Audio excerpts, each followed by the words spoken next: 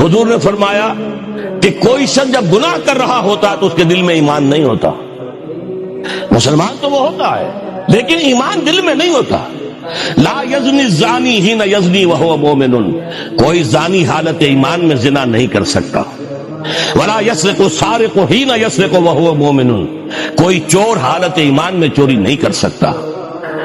ولا یشرب الخمر حین یشرب وہو مومن، کوئی شرابی حالت ایمان میں شراب نہیں پیتا. ایمان بھی ہو اور پھر بھی گناہ ہو جائے، پھر ایمان کی کیا قدر و قیمت ہے؟ ایمان نہیں ہوتا اس وقت تبھی وہ گناہ کرتا ہے. ایک شخص طے کر لے کہ نہیں مروں گا مگر فرما برداری کی حالت میں، چونکہ موت کا کچھ پتہ نہیں کب آ جائے، لہذا اس آیت پر عمل صرف اس وقت ممکن ہے جب کوئی لمحہ بھی معصیت میں نہ بسر ہو.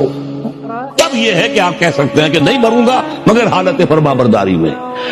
اس پر عمل کرنا کوئی آسان کام نہیں ہے.